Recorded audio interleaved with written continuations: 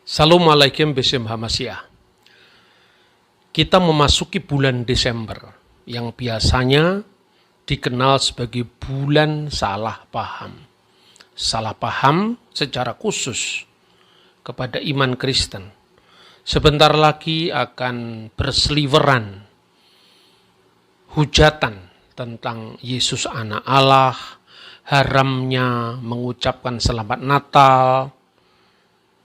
Mungkinkah Yesus lahir 25 Desember dan hal-hal yang serupa dengan itu.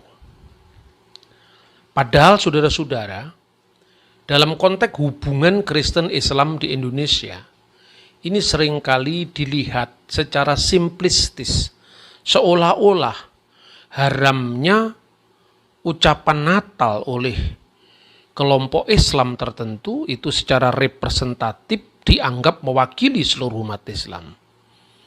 Inilah yang harus kita cegah.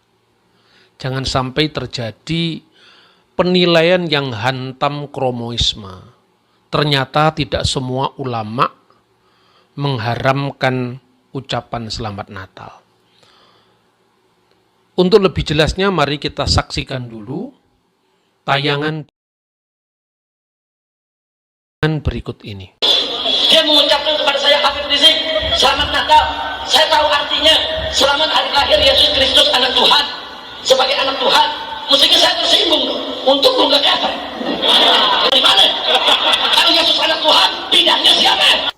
Karena orang yang mengucapkan selamat Natal, maka dia sudah mengakui tiga. Yang pertama, mengakui bahwa Isa anak Tuhan. Yang kedua, mengakui bahwa Isa lahir 25 Desember.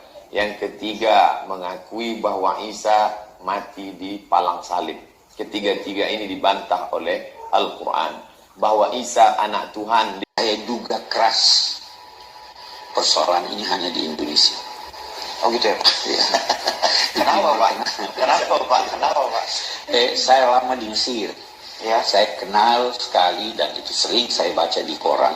Ulama-ulama Al-Azhar berkunjung kepada pimpinan umat Kristiani mengucapkan selamat Natal. Oh gitu? Ya. Saya tahu persis ada ulama besar di Suriah memberi fatwa bahwa itu boleh. Fatwanya itu berada dalam satu buku dan bukunya itu diberikan pengantar oleh ulama besar lainnya, Yusuf Al-Qaradawi, yang di Syria itu namanya Mustafa Zarqa. Dia katakan mengucapkan selamat Natal itu adalah bagian dari basa-basi hubungan baik. Dia bilang tidak mungkin, menurut beliau, tidak mungkin teman-teman saya dari umat Kristiani datang mengucapkan selamat Hari Raya Idul Fitri. Menurut saya tidak dilarang itu.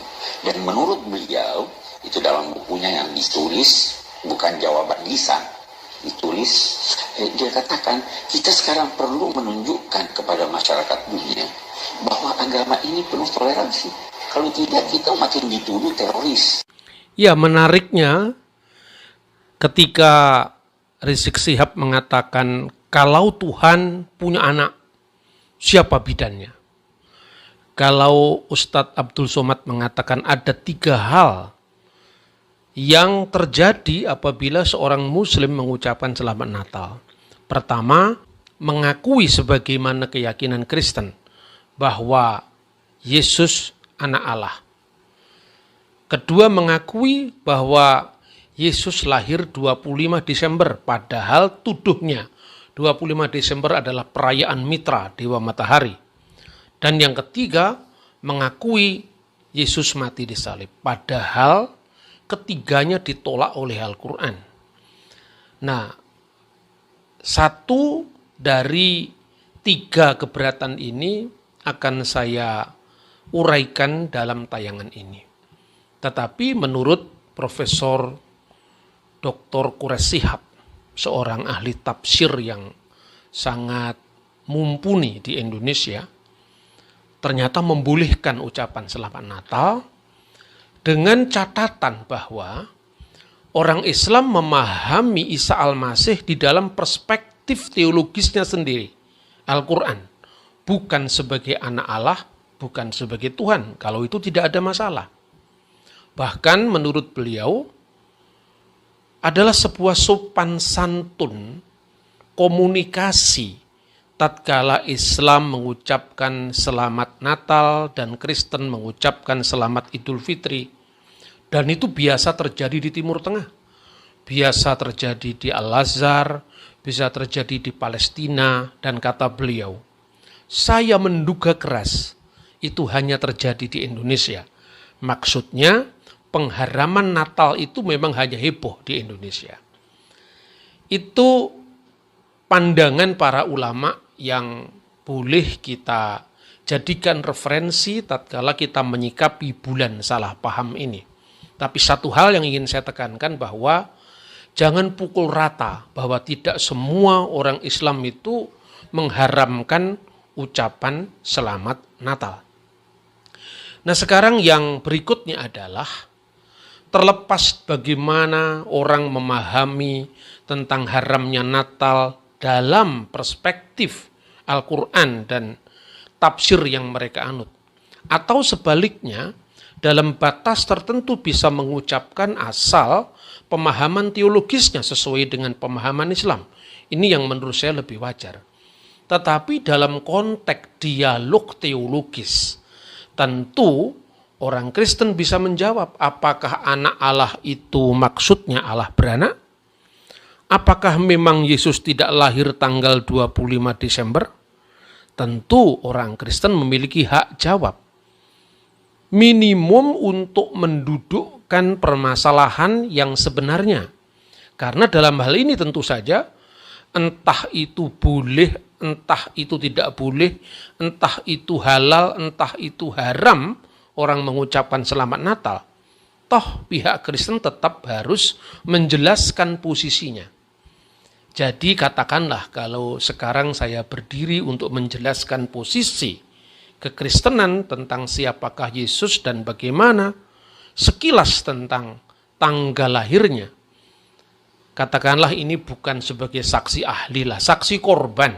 Kalau dalam istilah hukum, kenapa saksi korban? Karena ya kita yang disalahpahami. Maka adalah hak jawab kita untuk kita berikan kepada mereka yang salah paham. Nah, saudara-saudara, pertama tentang anak Allah. Istilah anak Allah itu di dalam iman Kristen, bahkan di dalam Yudaisme, agama Yahudi sebelum Kristen, tidak pernah dipahami sebagai anak secara fisik, sehingga memerlukan bidannya siapa. Tidak perlu seperti itu. Nah, saya akan menguraikan fakta-fakta Alkitab dan fakta-fakta sejarah tentang istilah anak Allah atau anak-anak Allah. Yang pertama, istilah anak-anak Allah dalam pengertian metafora, dalam pengertian perumpamaan, ini tidak hanya dijumpai dalam iman Kristen. Jauh sebelum masa Kristen itu sudah dipakai. Misalnya, penemuan naskah-naskah Laut Mati yang spektakuler tahun 1947. Di antara naskah-naskah yang ditemukan di Laut Mati atau di Wadi Qumran, selain naskah-naskah Alkitab Perjanjian Lama yang berusia lebih dari 2000 tahun. Dan ini adalah penemuan sejarah yang terspektakuler di dunia. Karena ribuan tahun kitab suci Kristen dan Yahudi, khususnya Perjanjian Lama, itu tidak dipalsukan seperti yang dituduhkan banyak orang. Yang kedua, ada naskah-naskah yang memang ditulis oleh sekte Yahud atau kelompok Yahudi yang memisahkan diri dari Bait Allah kira-kira abad kedua sebelum Masehi. Di sana ada satu naskah yang sangat terkenal yang berjudul Milkamah Bene Ur wa Bene Hosek. Naskah peperangan antara anak-anak terang dan anak-anak gelap. Nah, disebut anak terang dan anak-anak gelap tentu tidak harus bertanya siapakah istrinya terang, siapa bidannya Pak Gelap, tentu bukan itu. Itu satu perumpamaan. Dan dalam latar belakang yang sama, Maka apabila di dalam Injil dan Perjanjian Baru ada istilah anak-anak terang misalnya, di dalam Efesus pasal 5 ayat 6, hiduplah sebagai anak-anak terang, atau berjalanlah sebagai anak-anak terang. Di dalam bahasa Suryani atau bahasa Aramaik adalah benai nuhra. Benai nuhra hakil hakana haleko. Hendaklah kamu berjalan sebagai anak-anak terang. Mengapa? Karena Tuhan, karena Allah itu diibaratkan sebagai terang. Maka ada ungkapan Allah nuhra. Allah itu adalah terang. Dan saya kira Anda bisa bandingkan misalnya di dalam Al-Quran surah Nur. Allahu nurus samawati wal ard dan seterusnya. Jadi itu adalah perumpamaan-perumpamaan yang tidak bisa dipahami secara harfiah. Begitu juga apabila istilah anak-anak Allah itu diterapkan. Tidak harus dipahami Allah itu beranak seprimitif keyakinan orang-orang Arab pra-Islam yang kemudian diluruskan oleh Islam. Maka muncullah kata-kata lam yalid walam yulad walam yakulahu kufuwan ahad. Harus saya jelaskan saudara-saudara, umat Kristen 1000% percaya bahwa Allah itu lam yalid walam yulad. Karena memang konteksnya ketika ungkapan itu muncul, sorry saya tidak ingin memasuki wilayah tafsir agama lain, tidak. Tetapi saya membaca sendiri dalam tafsir-tafsir Al-Quran yang sudah beredar dan ditulis, bahwa konteksnya lam yalid walam yulad itu terutama diarahkan kepada keyakinan jahiliyah pra-Islam, di mana Al-Lata, Al-Uzza, dan Manat itu disebut sebagai putri-putri Allah, banatullah. Tapi tentu ini berbeda tatkala iman Kristen menggunakan idiom anak-anak Allah. Di dalam bahasa Ibrani Bene Elohim, di dalam bahasa Arab Ibnullah, ya, Ibnullah. Saya bisa membaca misalnya penggunaan kata jamak dari kata anak-anak Allah itu diterapkan bagi orang-orang yang membawa damai. Isa Al-Masih atau Yesus Kristus mengucapkan ini dalam lisannya sendiri, dalam bahasa yang dipakai oleh Yesus. Tubaihon labdai selama, berbahagialah orang yang membawa damai.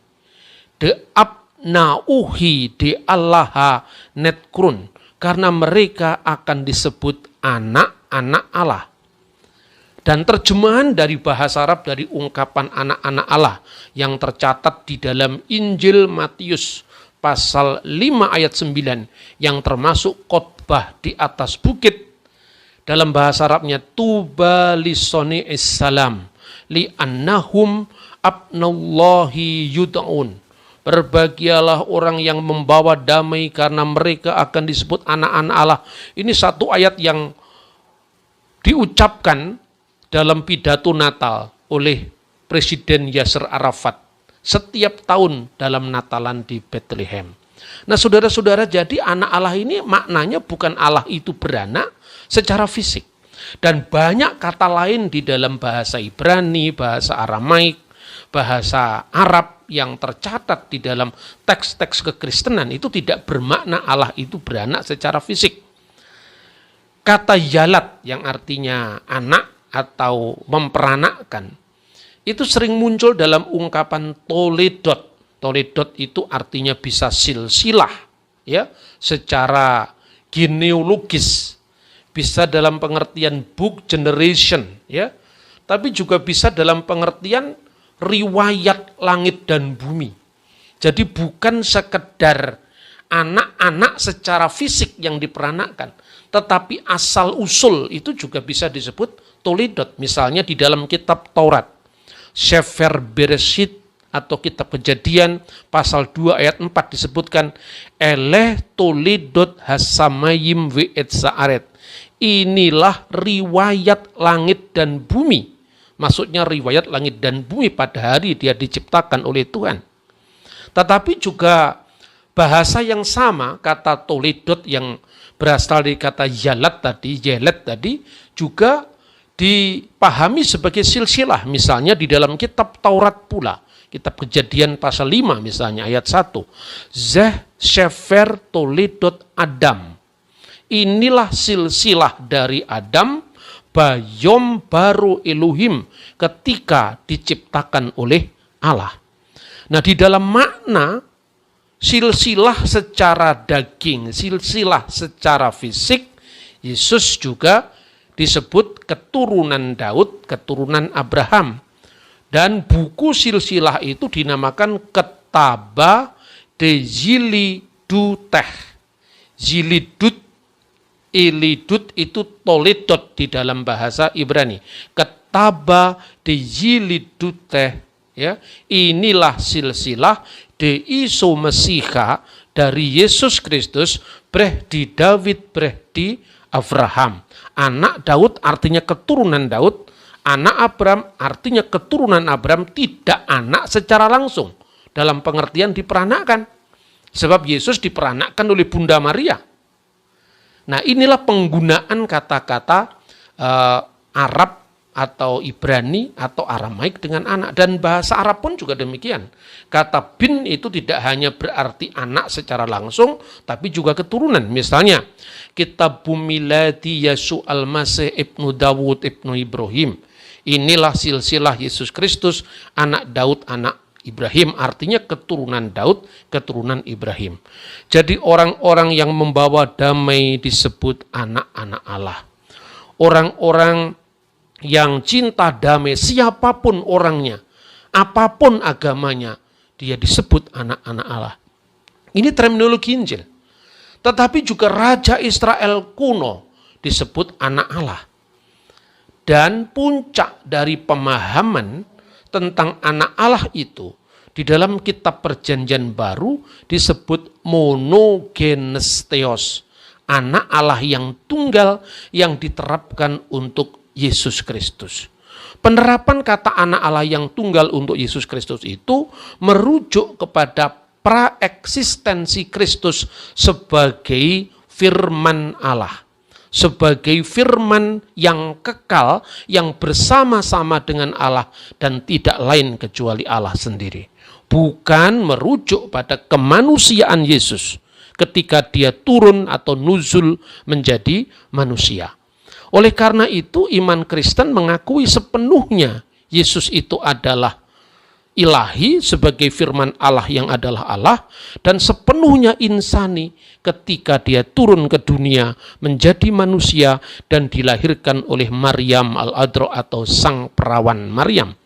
Maka di dalam iman Kristen sepanjang segala abad mengikrarkan dalam kanun al-iman, dalam pengakuan iman mereka bahwa Yesus al-Masih, bahwa Yesus Kristus itu kamilu billahud wa kamilu bin nasud. Jadi sepenuhnya Allah dan sepenuhnya manusia. Nah, mungkin saudara-saudara muslim bertanya-tanya, bagaimana itu bisa dipahami? Ya tentu Anda tidak harus percaya, karena ini keyakinan Kristen. Sama ketika misalnya orang Kristen dengan hormat menyebut Nabi Muhammad SAW, tapi tidak dalam posisi meyakini seperti kenabian dalam konsep Islam. Seperti juga kita orang Muslim, kita orang Kristen, kita orang non-Buddha mengakui bahwa Siddhartha Gautama adalah sang Buddha yang mendapatkan pencerahan dari Tuhan. Tidak harus berarti kita memahami dalam perspektif agama Buddha. Ini adalah sopan santun dalam komunitas, apalagi jauh sebelum negara-negara lain mengenal bagaimana hubungan antar agama yang begitu harmonis, kita sudah mengenal Bhinneka Tunggal Ika. Jadi dalam posisi agree in disagreement, setuju dalam ketidaksetujuan. Anda tidak harus meyakini karena Anda memang seorang Muslim. Anda tidak harus meyakini karena Anda seorang Buddhis terhadap iman Kristen. Tetapi minimum Anda memahami dan tidak melakukan kesalahpahaman yang berlarut-larut. Yang belum subscribe, tolong subscribe ya. Terima kasih.